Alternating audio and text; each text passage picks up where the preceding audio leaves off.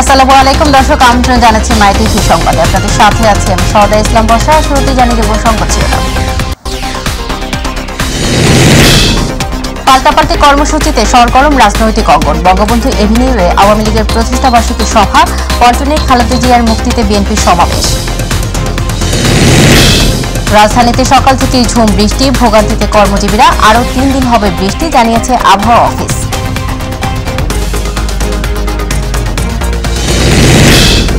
তিস্তার উপর নির্মিত গঙ্গাচড়া মহিপুর শেখ হাসিনা সেতু রক্ষা বাঁধে ধস, ভাঙনের ঝুঁকিতে তীরবর্তী গ্রাম ও লালমনিরহাট রংপুর অঞ্চলের যোগাযোগ সড়ক। এবং রাসেলস ভাইপার আতঙ্কে ঘরবন্দি ফরিদপুরের চরাঞ্চলের মানুষ, ভয়ে ক্ষেতের ফসল তোলা ও পরিচর্যা বন্ধ।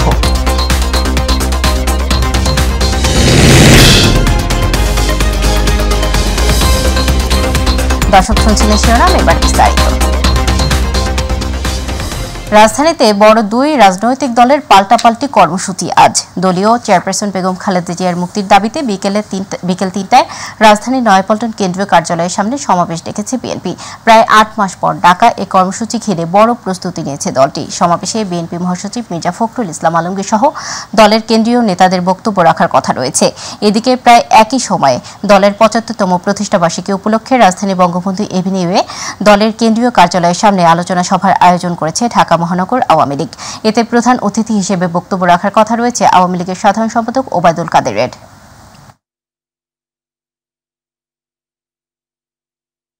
রাজধানীর আকাশে সকাল থেকে ছিল মেঘের ঘনঘটা। সকাল 9টার পর থেকে শুরু হয় ঝুম বৃষ্টি। গুলিস্তান, পল্টন, মালিবাগ, রামপুরা, বাড্ডা, নতুন বাজার এলাকায় মুষলধারে বৃষ্টি হয়েছে।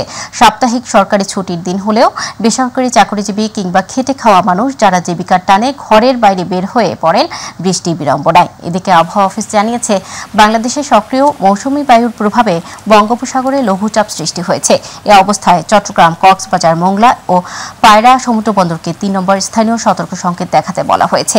এদিকে লঘুচাপের প্রভাবে দেশের 8 বিভাগেই আগামী শনি থেকে সোমবার পর্যন্ত মাঝারি থেকে ভারী বৃষ্টি ঝড়ার পূর্বাভাস দিয়েছে আবহাওয়া অধিদপ্তর।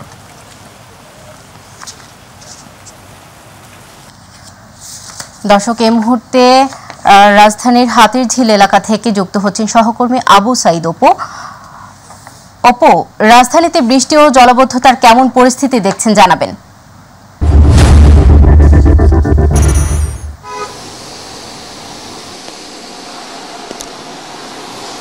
সওদা, আসলে আপনার মাধ্যমে দর্শকদেরকে জানাতে হয় যে মধ্য আষাঢ়ের যে রিমঝিম বৃষ্টি, সেই বৃষ্টির মধ্য দিয়ে, ভারী বৃষ্টিপাতের মধ্য দিয়ে কিন্তু আসলে নগরবাসীকে আসলে একটু দুর্ভোগের মধ্যে পড়তে হচ্ছে। এবং এই মধ্য আষাঢ়ের বৃষ্টিতে কিন্তু শুধু দুর্ভোগ না, কিছু কিছু এলাকায় কিন্তু জলাবদ্ধতা ইতিমধ্যে সৃষ্টি হয়ে গেছে, যার ফলে কিন্তু মানুষ যে বিভিন্ন গন্তব্যস্থলে ছুটে যাচ্ছে তাদের কর্মস্থলে, সেটাতে কিন্তু আসলে অনেকটা বিড়ম্বনায় পেতে হচ্ছে। এবং বেশ কিছু ছোটোখাটো 2-1টি ঘটনা আমরা ইতিমধ্যে জানতে পেরেছি। তো একটি বিষয় আপনাকে জানাতে চাই যে সকাল থেকে যে বৃষ্টিপাত শুরু হয়েছে, সেই বৃষ্টিপাতের কারণে কিন্তু আসলে মানুষজন ঘর থেকে এরকম বের হতে পারছে না, এবং বের নেওয়ার ফলে অনেকাংশ জায়গা আসলে খুব ফাঁকা মনে হচ্ছে। এবং যারা আসলে বিশেষ করে চরম বেকায়দায় পড়েছেন যেসব মানুষজন, তারা হচ্ছেন যেসব শ্রমজীবী এবং কর্মজীবী মানুষজন। যদিও সকাল থেকে কিছুটা আকাশ মেঘাচ্ছন্নের সাথে বৃষ্টিও সমানতালে চলছিল, ফলে ছাতা ছাড়াই অনেকজন বের হলেও পরবর্তীতে দেখা যায় যে অধিকাংশ মানুষ কিন্তু ছাতা নিয়ে আসলে বের হয়েছে। আমরা কিন্তু আবহাওয়া অফিসের সাথে কথা বলার চেষ্টা করেছি, তারা আমাদেরকে জানিয়েছেন, আবহাওয়াবিদ ডক্টর আবুল কালাম মল্লিকের সাথে আমি নিজেও কথা বলেছি। তিনি জানিয়েছেন তার যে পূর্বাভাস, তিনি বলেছেন যে রংপুর, রাজশাহী, ঢাকা, ময়মনসিংহ, বরিশাল, চট্টগ্রাম ও সিলেট এবং বিভাগের অঞ্চলে বিভিন্ন জায়গায় এবং খুলনা বিভাগের অনেক জায়গায় অস্থায়ীভাবে দমকা হাওয়া সহ হালকা থেকে মাঝারি ধরনের বৃষ্টি ও বজ্রসহ বৃষ্টিপাত হতে পারে। সেই সঙ্গে দেশের কোথাও কোথাও মাঝারি ধরনের ভারী থেকে ভারী বর্ষণ হতে পারে। একই সাথে বৃষ্টির কারণে সারা দেশে দিনে ও রাতে তাপমাত্রা সামান্য হ্রাস পেতে পারে বলেও উল্লেখ করেছেন তিনি তার যে বুলেটিনে। এবং আবহাওয়া অফিস আরও জানিয়েছেন, উত্তর পশ্চিম যে বঙ্গোপসাগর এবং তৎসংলগ্ন এলাকায় একটি লঘুচাপ সৃষ্টি হয়েছে এবং মৌসুমী বায়ুর অক্ষবিহার লঘুচাপের কেন্দ্রস্থল এবং বাংলাদেশের দক্ষিণাঞ্চল হয়ে উত্তর পূর্ব দিকে আসাম পর্যন্ত এর বিস্তৃতি রয়েছে। এবং মৌসুমী বায়ু বাংলাদেশের উপর সক্রিয় এবং উত্তর বঙ্গোপসাগর অন্যত্র প্রবল অবস্থায় রয়েছে, যার ফলে কিন্তু আসলে এই পরিস্থিতির সৃষ্টি হয়েছে এবং সকাল থেকে বৃষ্টিপাত চলছে।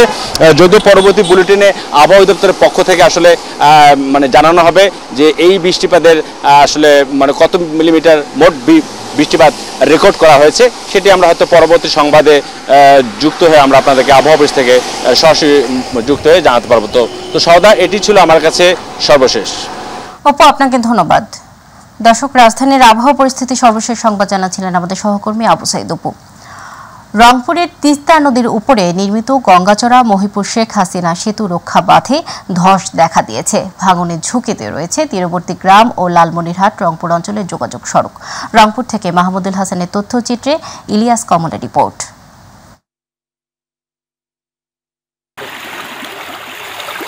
উজানের ঢলে পানি বৃদ্ধি পাওয়ার সাথে সাথে রংপুরের গঙ্গাচড়ায় শেখ হাসিনা সেতু রক্ষা বাঁধের পশ্চিম দিকে ধস দেখা দিয়েছে। বাঁধের প্রায় 40 মিটার জায়গার ব্লক ধসে প্রায় 50 ফুট গর্তের সৃষ্টি হয়েছে। এতে হুমকিতে পড়েছে লালমনিরহাট রংপুর অঞ্চলের যোগাযোগ সড়ক। শেখ হাসিনা সেতু ও বাঁধ তীরবর্তী 5টি গ্রাম। আমরা গরিব মানুষ, এখানে যারা আছি, এই বাঁধটা ভাঙিলে আমরা থাকতে পারবো না। এর সাথে আরো 3-4টে গ্রাম মনে করো 7 বিলীন হয়ে যাবে। ইতিমধ্যেই প্লাবিত হয়েছে গঙ্গাচড়ার মহিষপুরের তিস্তা নদীর তীরবর্তী নিম্নাঞ্চল। আবারও প্লাবিত হচ্ছে চরাঞ্চল। তলিয়ে গেছে ফসলের ক্ষেত, ভেসে গিয়েছে পুকুরের মাছ, ক্ষতিগ্রস্ত হচ্ছে কৃষক। মানুষের জমি জমা, ফসলি জমি প্লাস বাড়িতে পানি উঠতেছে। বেড়িবাঁধ ভাঙলে আমাদের অবস্থা খুব খারাপ হয়ে যাবে। এ বিষয়ে সংশ্লিষ্ট কর্তাদের একাধিকবার ফোনে যোগাযোগ করার চেষ্টা করলেও পাওয়া যায়নি। পরিস্থিতি মোকাবেলায় দ্রুত তিস্তা মহাপরিকল্পনা বাস্তবায়ন চায় তিস্তাপাড়ের মানুষ। ইলিয়াস কমল, মাই টিভি। রাসেলস ভাইপার আতঙ্কে ঘরবন্দি হয়ে পড়েছেন ফরিদপুরের চরাঞ্চলের মানুষ। ভয়ে ক্ষেতের ফসল তোলা বা পরিচর্যাও বন্ধ রেখেছেন তারা। আতঙ্কে শ্রমিক সংকটও দেখা দিয়েছে এলাকায়। চরের বিশাল এলাকা জুড়ে সাপ ছড়িয়ে পড়ার গবাদি পশুর খাদ্য সংগ্রহেও বিপাকে পড়তে হচ্ছে স্থানীয়দের। প্রতিনিধি শফিকুল ইসলাম জনি রিপোর্ট। প্রায় 10 বছর আগে ফরিদপুরের চরাঞ্চলে প্রথমবার দেখা মেলে বিষধর রাসেল ভাইপারের। গেল কিছুদিন এই অঞ্চলে সাপের উপদ্রব বৃদ্ধি ও সামাজিক যোগাযোগ মাধ্যমে প্রচারণায় নির্ঘুম রাত কাটাচ্ছেন স্থানীয়রা। পদ্মায় পানি বৃদ্ধি পায়, চরের ফসলের ক্ষেত, ঝোপঝাড়, এমনকি মানুষের বসত ঘরে এই সাপ দেখা যাচ্ছে বলে দাবি স্থানীয়দের। আতঙ্ক, বাড়িতে উঠে আসতেছে সাপ, বাড়িতেও আসে, বাড়িতে মনে করেন দো বাইয়ে বাইয়ে আপনি চলে যায়, কাঁচা ঘর চলে যায়, ঘরের ভিতর যায়, হেরে মুছায় পড়ে থাকে। আতঙ্কিত মানুষ পড়ে গেছে। এখন কেউ জানে, সব কোন লোক জানে, সব লোক হলো এই যে বসা, সারমান্নের বসা, যাইবো যাই পারতেছে না। ঘর থেকে রাত্রেবেলা বের হওয়া যায় না, কিংবা কোনো কাজের জন্য বের হওয়া যায় না। আমাদের চাচা মামা যারা আছে তারা বাইরে কাজ করে, তাদের জন্য খুব ভয় হয়।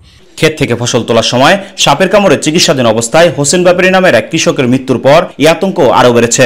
আতঙ্ক ছড়িয়ে পড়ায় কৃষি কাজের জন্য শ্রমিকও যাচ্ছেন না ওই এলাকায়। ফলে পরিচর্যার অভাবে নষ্ট হওয়ার পাশাপাশি ঘরে তুলতে পারছেন না পাকা ফসল। কাঁচা ঘাস সংগ্রহ করতে না পারায় গবাদি পশুর খাদ্যের যোগানও দিতে পারছেন না তারা। ঝুঁকিতে রয়েছে শিশুরাও। এই জায়গা আছে এলাকার ভিতরে, বুঝছেন, এই আমার ঘর থেকে ওই দুটা মারছে। গাছ নিয়ে আসতেছে, তার নাম হলো হোসেন। আসতেছে তারে তো লাভ দেয়, মাইরে দিছে। মাইরে দেওয়ার পরে খুব জ্বালা যন্ত্রণা করছে। আব্বারে ভালো মতো ট্রিটমেন্ট করে নাই, হাসপাতাল থেকে ভালো মতো ট্রিটমেন্ট করে না। আমার আব্বা যন্ত্রণা নিয়ে মারা গেছে। যা পদক্ষেপ নেওয়া উচিত, এটা মানে যেভাবে নির্মূল করা যায় সেটাই এখন ব্যবস্থা করা উচিত।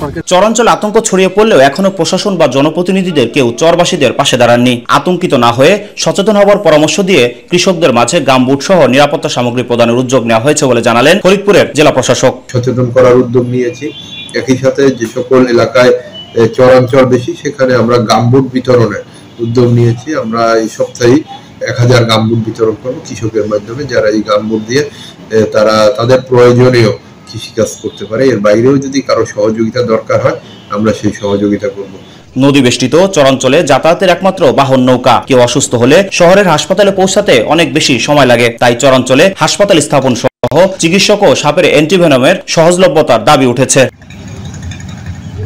শফিকুল ইসলাম জনি, মাই টিভি, ফরিদপুর।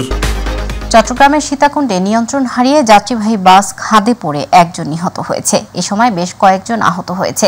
সকাল 9:30টার দিকে কালুশাহ মাঝের এলাকায় এই ঘটনা ঘটে। এ ঘটনায় ঢাকা চট্টগ্রাম মহাসড়কে দীর্ঘ যানজট সৃষ্টি হয়। আউলিয়া হাইওয়ে পুলিশের ভারপ্রাপ্ত কর্মকর্তা তপন চন্দ্র ঘোষ বলেন, সকালে নিয়ন্ত্রণ হারিয়ে স্টার লাইনের একটি বাস কালুশাহ মাজার এলাকায় রাস্তা থেকে খাদে পড়ে। এতে কমপক্ষে 10 জন আহত হয়েছে। এর মধ্যে কয়েকজন গুরুতর অবস্থায় ছিল, তাদেরকে হাসপাতালে পাঠানো হয়েছে। বাসটি উদ্ধারে ফায়ার সার্ভিসের একটি ইউনিটও কাজ করে। দর্শক, সংবাদের শেষ প্রান্তে আমরা যাবার আগে সংবাদ শিরোনামগুলো জানিয়ে দিচ্ছি আরো একবার। পাল্টাপাল্টি কর্মসূচিতে সরগরম রাজনৈতিক অঙ্গন। বঙ্গবন্ধু এভিনিউয়ে আওয়ামী লীগের প্রতিষ্ঠা বার্ষিকী সভা। পল্টনে খালেদা জিয়ার মুক্তিতে বিএনপি সমাবেশ। রাজধানীতে সকাল থেকে ঝুম বৃষ্টি, ভোগান্তিতে কর্মজীবীরা।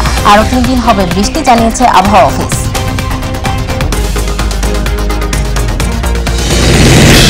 তিস্তার উপর নির্মিত গঙ্গাচড়া মহিপুর শেখ হাসিনা সেতু রক্ষা বাঁধে ধস। ভাঙনের ঝুঁকিতে তীরবর্তী গ্রাম ও লালমনিরহাট রংপুর অঞ্চলের যোগাযোগ সড়ক। এবং রাসেলস ভাইপার আতঙ্কে ঘরবন্দি ফরিদপুরের চরাঞ্চলের মানুষ। ভয়ে ক্ষেতের ফসল তোলা ও পরিচর্যা বন্ধ।